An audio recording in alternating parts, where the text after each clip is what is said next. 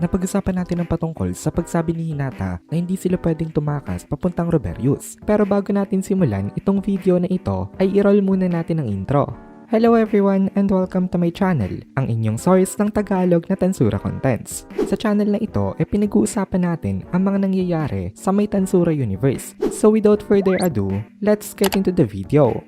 Ngayon, division of roles na tayo. Napagdesisyonan nitong si Hinata na siyang tatapat kay Reiner. Sumang-ayon naman itong si Testarossa dito. Then sabi ni Testarossa, sasamahan niya daw itong sila Arnold. Nang biglang nagsalita itong si Arnold dito. Sabi ni Arnold, ipaubayan na daw ito sa kanila nitong si Testarossa Dono. Kahit hindi na daw sila tulungan nito. Sapat na daw ang tulong na naibigay nito sa kanila sa may labyrinth. Kung ang kalaban daw nila monster lang na walang sariling ego, kaya na daw nila itong tapatan. Medyo troublesome daw na may late attribute nga itong kanilang mga kalaban. Pero sa tingin naman daw nila, kaya nila itong mai-handle. Ipapakita daw nila kay Testarossa Dono ang mga resulta ng kanilang mga naging previous training. Napatingin kina Arnold itong si Hinata. Napansin kasi niya na masyadong conscious itong mga ito kapag present itong si Testarossa. Natatakot kasi kay Testarossa itong sila Arnold. Naisip nila dito na kapag hindi sila nag-perform na maganda, baka i-label sila na useless nitong si Testarossa. At kapag nangyari yon, baka hindi na sila nitutulungan sa kanilang mga future training sa may labyrinth. Medyo nagdadalawang isip itong si Testarossa dito kasi siya nga ang ini-assign nitong si Rimuru para sa protection nitong Ingrasha.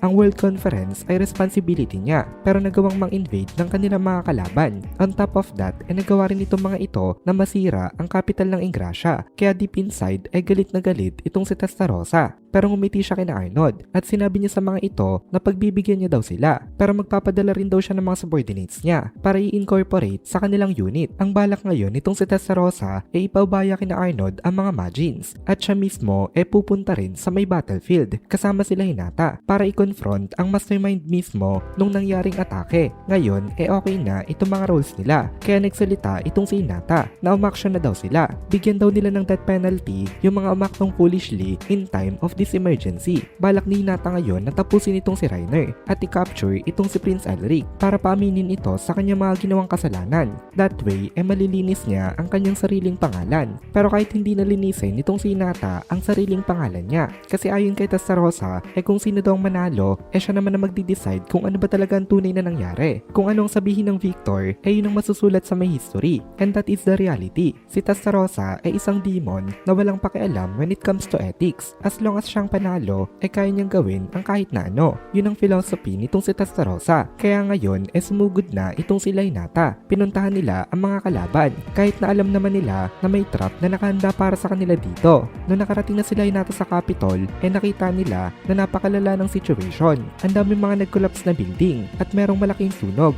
Na-realize dito nitong si Hinata na talagang mahihirapan makarecover dito nitong Ingrasha. Then sabi ni Cardinal Nicholas hindi pa daw itong pinakamalala na mangyayari sa main issue na ito kasi paparating pa lang daw ang full-scale battle. Kaya magkakos pa ito ng mas malalang damage. Ngayong wala na daw hari itong Ingrasha at wala rin successful na naka-assign pa nga dito talagang babagsak daw itong country. Ang magkakasama ngayon dito itong sila Hinata, Testarossa, Cardinal Nicholas, then Moss and Shen. Sabi ni Testarossa hindi daw kailangan lumaban ni Moss. Ang gawin lang daw nito magmasid sa kanilang paligid at ang alamin kung ano bang surprise attack na inihanda nitong kanilang mga kalaban. Tumugon naman itong si Moss dito na masusunod daw kaya nag-turn itong si Moss into search mode. Ini-disperse niya into smaller fragments ang kanyang sariling body. Basically, gumawa siya ng mga mini clones at ang bawat isa sa mga ito pumosisyon ng 1 kilometer away sa isa't isa para magkaroon sila ng awareness sa kanilang surroundings at madali siya makapag-react kapag meron siya na-detect na isang suspicious activity. Even from 500 meters away,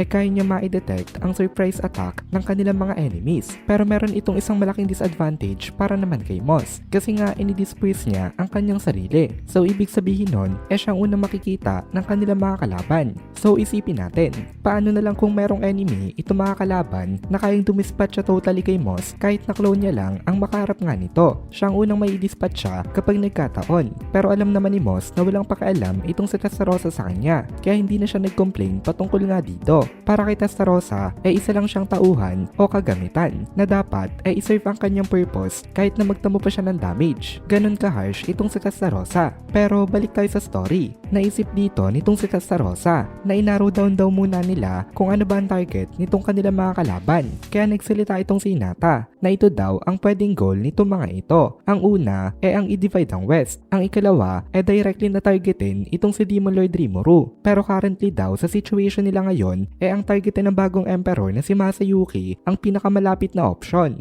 Noong narinig ito ni Testarossa napangiti siya at napasabi na lang siya na napaka-sharp daw talaga nitong si Hinata. Hindi daw nakakapagtaka kung bakit approve nga dito itong si Lord Rimuru. Pero sabi naman ni Hinata sa kanya hindi naman daw yung ganun ka-amazing kasi napaka-obvious naman daw ng goal dito nitong kanilang mga kalaban. Again, napangiti itong si Testarossa kasi napabilib siya kay Hinata. Naalala kasi nitong si Testarossa yung mga dating conversations niya. Stress na stress siya sa mga ibang nakausap niya dito kasi hindi ganun ka-perceptive itong mga ito. Tsaka meron din siya mga nakausap na hindi naman nakikinig sa kanyang mga sinasabi. Nag-express itong mga ito ng kanilang mga sariling opinions, mga suggestions na sila lang ang magbe-benefit directly. Kaya may mga time talaga na hindi sila makarating to an agreement.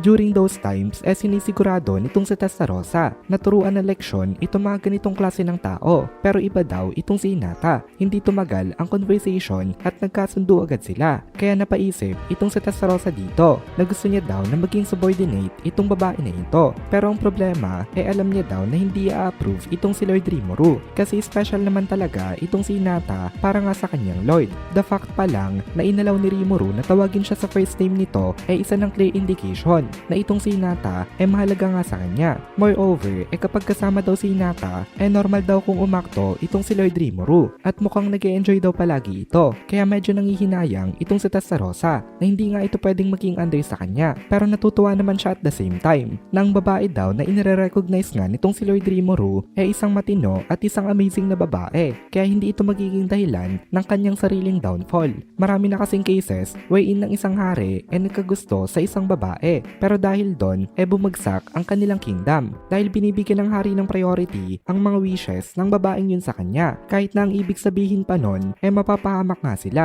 dahil kasi sa pagmamahal hindi nakakapag-isip rationally ang mga rulers. Kaya isang malaking weak point para sa isang king kung ang babaeng type niya hindi naman rational. Isang malaking factor ito sa kanyang decision making at sa pagpapatakbo nitong kanilang kingdom. Pero this time nakikita ni Testarossa na hindi naman ito magiging problema sa kanila kasi matino naman daw itong si Hinata. Medyo hinabaan ko nga pala yung video ngayon. Tinatry ko na makarating ng 8 minutes kasi marami nga nabibitin. Tsaka pag 8 minutes kasi may i-maximize ko rin yung ads. So meron din ako makukuhang benefit. Gusto ko ring ma-monitor kung ilang percent ang may idagdag sa may revenue. Kaya thank you sa mga hindi nag-i-skip ng ads. At dito na muna natin tatapusin itong video na ito. Kung nagugustuhan mo itong mga videos natin, ay please consider joining the membership para mapanood mo na agad ang mga kasunod na part dahil palaging advance ang ating mga members. Also, ay please consider leaving a like at mag-comment ka na din para ma-boost naman tayo ng algorithm.